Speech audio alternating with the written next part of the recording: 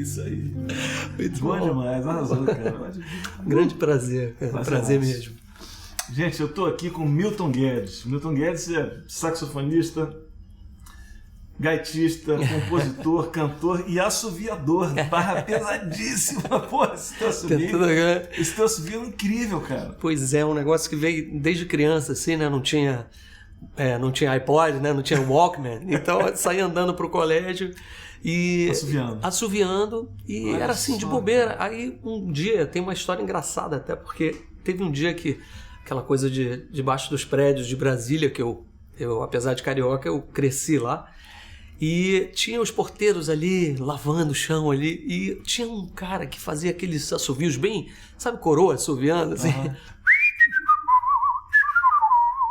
Aquelas coisas bem... E eu tentava imitar, falei, como é que ele faz esse fará, né, esse negócio, assim, de passarinho, né? Aí eu falei, pô, preciso aprender. E eu ia pro colégio e todos os dias, naquele horário, ele tava lavando o chão do prédio e assoviando. Fazendo essas firulas assim. Eu falei, não, eu tenho que aprender. E um dia saiu o primeiro, quase que um fora. Aí eu falei, opa, isso dá uma onda, né? Aí essa coisa de... Aí comecei a pensar em escalinhas. Aí foi saindo, acabei virando um assoviador mesmo. Acabou que virou uma marca tua também, essa coisa do assovio, né? Gravei várias trilhas de novela, de cinema. E é engraçado você chegar no estúdio sem nada, né? Assim, só com o bico e ainda receber por isso, eu ficava meio envergonhado. Assim. Mas eu amo assovio. É difícil porque tem hora que é aquela coisa ingrata, assim, né? Tem hora que não sai muito legal. Tem hora que... Tem umas particularidades. A coisa do lábio, né? Quando você tá tocando saxofone, às vezes fica meio dormente aqui. Isso, né? E aí é difícil de sair mais limpo o som. Uhum. Tem umas técnicas de gravação para você assoviar um pouco de lado. Para não pegar o ar no microfone. Tem uma coisa que é terrível, que dependendo da escala, você tem que assoviar desafinando para cima. Porque os harmônicos, para quem ouve afinado se eu assoviar. Então, por exemplo, se eu assoviar alguma coisa tipo... Eu teria que assoviar. Bem alto. Chegar um pouquinho mais pra cima essa nota, não saiu agora, mas... Não, mas entendi. Mas entendeu? Não, é louco deu uma isso. Apertadinha ali. Porque aí você ouvia assim, tu tá baixo de afinação. Eu, pô, mas tô afinado pra mim aqui, né? E não, na verdade, pra quem ouve, não sei se é mistérios das gravações. E o assovio tem isso. Quanto mais agudo, mais... complicado de captar. Porque deve ser a coisa dos harmônicos mesmo. Aí fui desenvolvendo uns barulhinhos, umas coisas, grilo, essas... os barulhinhos. Grilo é perfeito, bicho. Aquelas coisas que quem sai andando, prestando atenção na natureza, nas coisas. Olha, que bacana. Tem várias firulinhas. Cara, coisas de Brasília. Porque Brasília não tinha muito o que fazer. Brasília é meio um celeiro de música, de músicos, né? Porque é uma cidade que realmente ela não te oferece muita distração, não. Exato. A gente fica ali meio em torno das distrações que a gente arranja pra gente. Exato, Não tinha muita coisa. Então tem muito músico em Brasília, né? Muita gente saiu de Brasília. A gente ficava horas estudando, ou ia pra casa um do outro. Essa coisa de tocar debaixo do bloco que você falou, que tem lá em Brasília. Outro dia eu estava com a minha esposa, a gente estava... não lembro se a gente foi... Agora, pouco tempo. Uhum.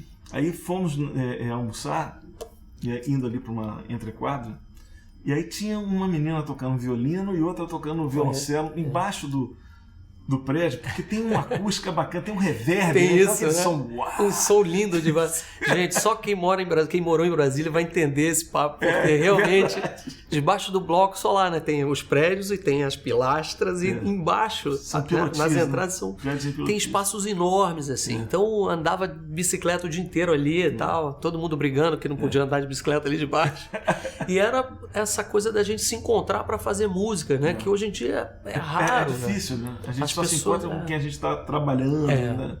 E no trabalho. E tinha essa troca, né? E aí eu tive privilégios aí, poxa, de conhecer pessoas incríveis que me mostraram caminhos super bacanas para música. Apesar dessa coisa do bar, que o bar tem um lado legal, que ele me fez descobrir, né? Essa coisa da escola de tocar de tudo. ele atrapalha um pouco porque você acaba ficando um pouco sem rumo por tocar de tudo. Então você toca um Djavan, você quer imitar o Djavan, você tocar um Sanborn, você quer tocar igual o Sanborn, você quer tocar igual alguém assim que você curte. E o bar tem isso, você quer fazer igualzinho e até achar uma identidade. Achar a tua assinatura. Né? Então, poxa, eu acabei desenvolvendo um vibratão, um negócio no sax, um arranhado, assim, que eu gostava do sax arranhado, meio brega mesmo, assim, sabe? E aquilo no bar funcionava muito. E eu não sei se também a coisa acaba te levando para isso, assim. Eu tinha o maior cuidado, eu queria... e tem aquela coisa do professor, ó, tá com muito vibrato. Aí uma hora ele virou para mim e falou, cara, tá tudo certo. É seu jeito de tocar, e é isso, e vai embora. Foi muito importante para mim também ele sempre me endossado o que você... Ele me deixou muito solto. Então, assim, ele falou, nada que você tá fazendo tá errado. Claro que tem uma coisa de técnica que tem que apurar e tal, mas vai na sua, né? E depois eu fiz algumas poucas aulas, assim, e o que aconteceu foi que a minha grande aula foi tudo que eu ouvia, tudo que eu gostava de ouvir, tirando os solos e tudo, tentando correr atrás de uma sonoridade por conta disso.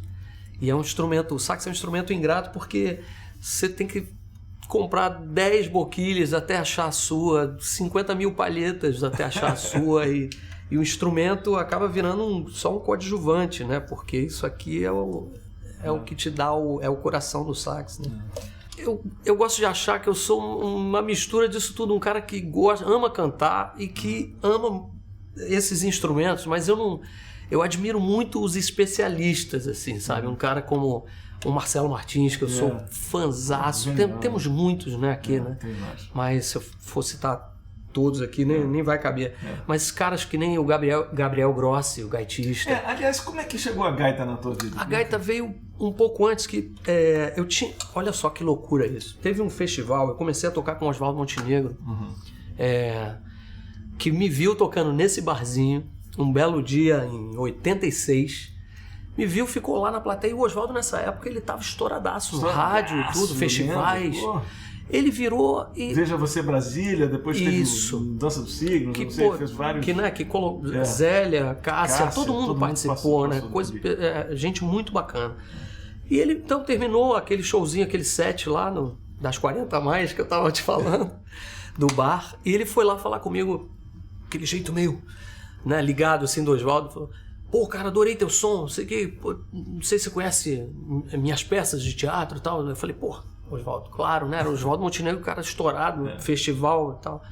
E aí ele falou, pois eu tô começando uma peça nova no Rio, mas você tem que ir pro Rio de Janeiro, cara, tal. Isso era uma sexta-feira, eu era bancário, trabalhava no Banco do Brasil. Olha só. E assim, faculdade de economia, tava tudo bonitinho pra seguir carreira, tal, né? E música era um hobby gostoso, apesar do bicho já ter me pegado ali, né? Que eu amava tocar toda noite ali. Começava quinta-feira, terminava domingo, né?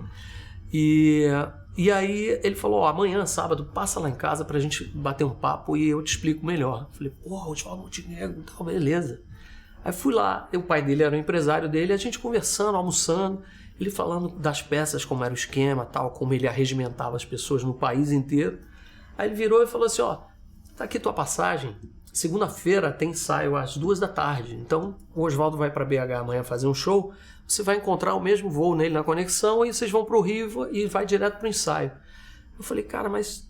E dormia eu trabalho, eu sei que tem uma coisa... Não, você vai ficar um tempo lá na casa do Oswaldo, tem mais uns 3 caras lá, morando lá, e não diz não, aceita. Aí eu falei, titubeando lá, eu falei, tá. Aí liguei pro meu gerente lá, falei, cara, vou embora, tô indo embora. Ele foi super generoso, assim, deu um tempo pra eu me desligar e tudo, pra eu me arrepender. Claro.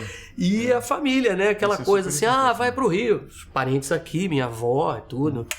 Aí falou, vai lá visitar o pessoal. Eu com a mala desse tamanho, eu falei, não, gente, eu tô indo embora pro Rio, né? E ninguém acreditou muito, né? Aí eu tô aqui até hoje.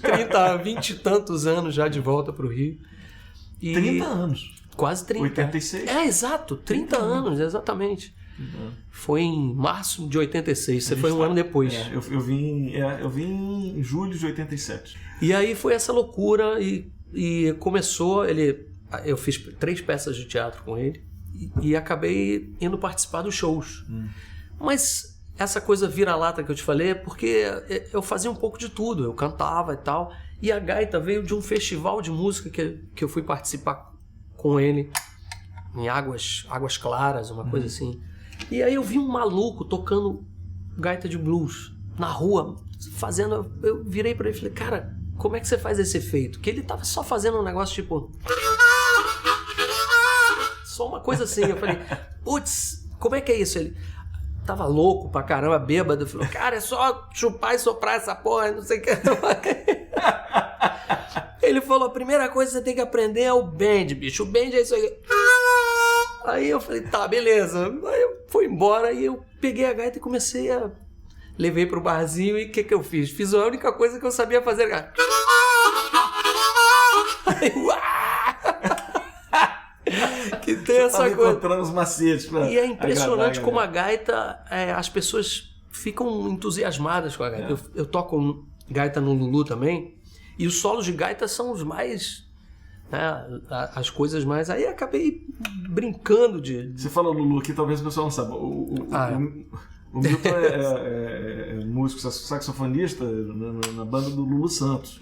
Há muitos anos? Há muitos anos. Eu toco com o Lulu desde 88. Caramba. E entre temporadas, a primeira temporada foi de quase 10 anos. Aí fiquei uns 7 anos sem tocar. Depois voltei, toquei mais 4 anos, depois voltar, agora tô de novo. É legal, eu gosto muito de ter essa possibilidade de fazer outras coisas, de poder tocar com outras pessoas. E aí eu acabei amando esse negócio aqui, que é...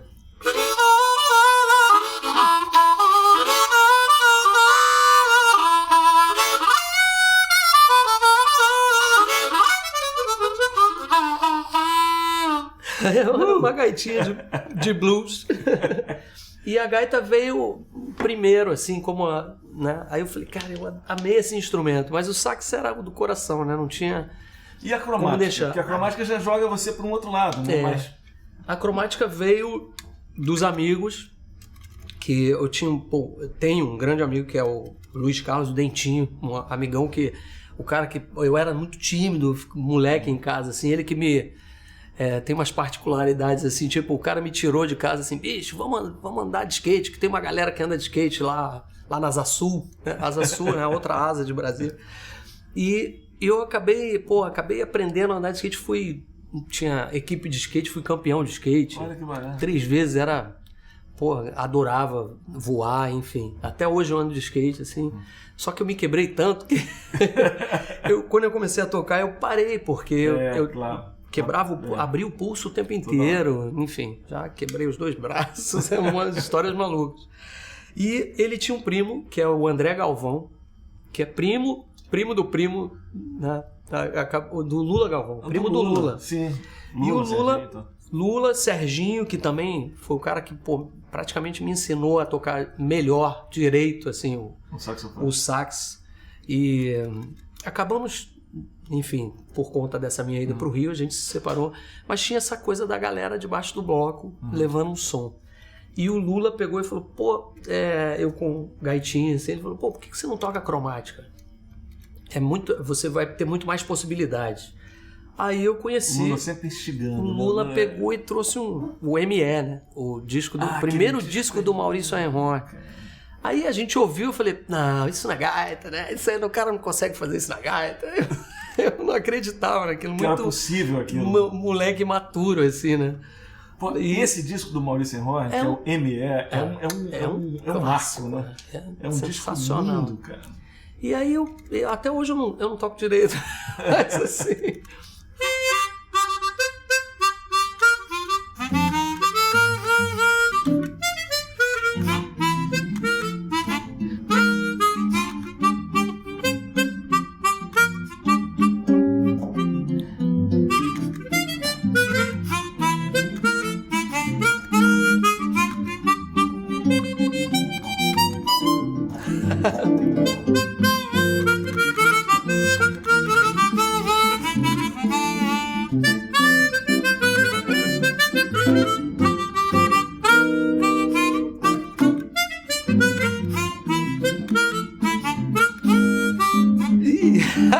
Mas enfim, aí tinha a tal da chavinha, né? Aí eu falei, cara, que legal, dá pra fazer todas as notas aqui, né? E comecei a tentar aprender aquelas coisas, porque o Lula já estava há 1000 anos-luz ali. E a gente brincando de tocar era muito leve ao mesmo tempo. Não tinha competição, ninguém cobrava nada de ninguém. E aí foi com ME que eu aprendi a gostar de gaita cromática. E foi o que me salvou, né? Porque depois disso também eu fiquei impressionado com Stevie Wonder, que é um dos grandes mestres da minha vida, assim, né? Cantando e tocando gaita lindamente. E aí o Stevie Wonder tem uma pegada, um negócio muito poderoso, né?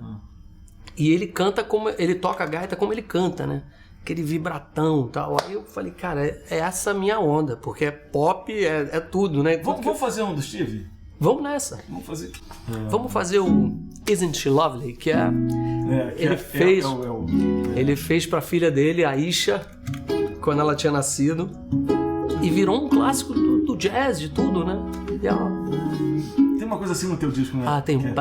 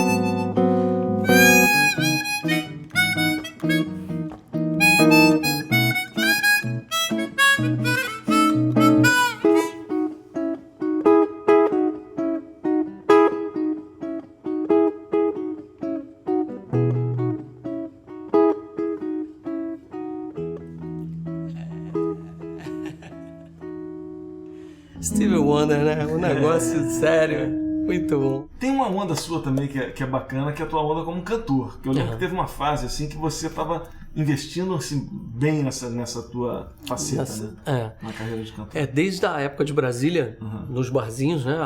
Apesar da fissura pelo sax, eu acabava cantando, era meio um cantor da banda lá, da nossa mistura lá. E aí, a partir daí, abriu possibilidades para eu, né, fazer uma carreira solo, cantando, porque eu cantava muito no show do Lulu, além dos backings. Tinha um momento que o Lulu saía do palco, era aquele show pula-pula, né, de 2h30 de duração, com aquelas luzes 70 graus no palco, a gente já mediu uma vez, era um negócio absurdo, assim. E tinha uma hora que ele saía para respirar. Nessa hora eu entrava e cantava uma música do Led Zeppelin, quase morri. Era um negócio... era muito divertido, assim, né? E tinha uma resposta de público muito boa. Então abriu portas para eu gravar coisas cantando. E até hoje eu vou a lugares assim, e o show cantado, teaser, propaganda, tudo, né? Eu cantando, tal, o sax quase não aparece. Aí eu chego lá, tem o microfone virado para baixo assim, achando que é pro saxofone, né? Mas tudo bem, exatamente. E aí é isso. É isso aí. Bom demais, cara, uma delícia receber você aqui. Que bom, eu também fico obrigado por ter lisonjeado aí. E tem tanta história, né? Pois a gente pode ficar aqui até... Pode ser uma cantada? Pode, claro. Deixa eu ver. Se eu souber. Não, seria a forma de blues, o canudinho que a Cássia Eller cantava, do Mauricinho Araújo, lá de Brasília. Como é que é? Se eu tivesse um canudinho, eu chupava você. É bem pra dentro do meu mundinho, pra comigo viver. Aí se eu tivesse um canudinho, eu me enchia de você e acabava esse vazio de viver. Aí a gente... Beleza. É bem... Só um pedacinho. Como é que chama a música? Se eu tivesse... Canudinho. Pois é, né? Vamos lá. Foi?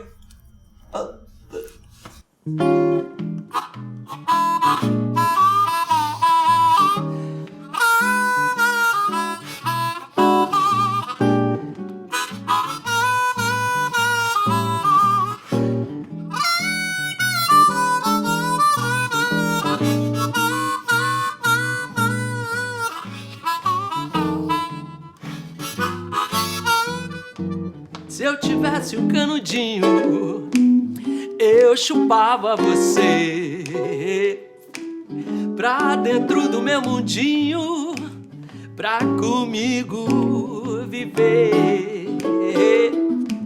Se eu tivesse um canudinho, eu me enchia de você e acabava esse vazio de viver. Se eu tivesse um canudinho, eu chupava você pra dentro do meu mundinho, pra comigo viver. Se eu pudesse te liquefazer, eu te bebia até ficar de porre.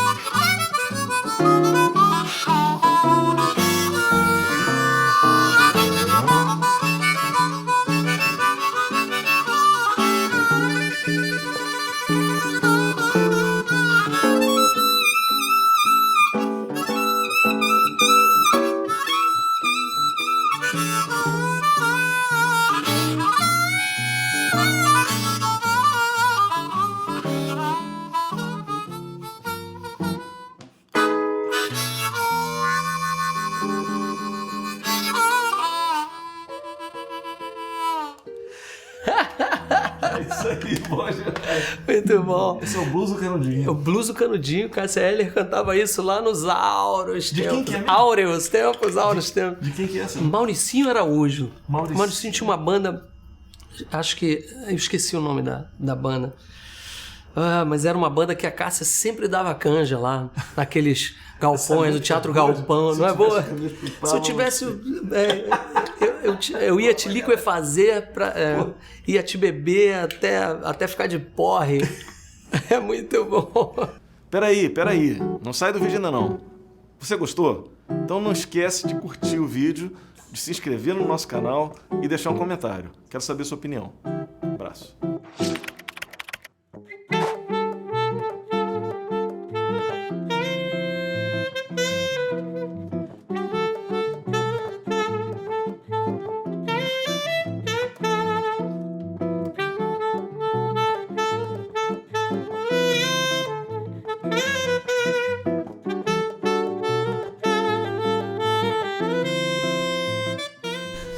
Passa desculpa, eu falo pra caramba também. Aí, não, pô, tá ótimo. Bicho, que bom que você fala. O problema é as pessoas que não falam. Você fala assim, tem que inventar, bicho, como é que foi teu negócio? Cara, legal. Foi legal. Você fala, pô, fudeu, cara. Agora, vamos tocar então.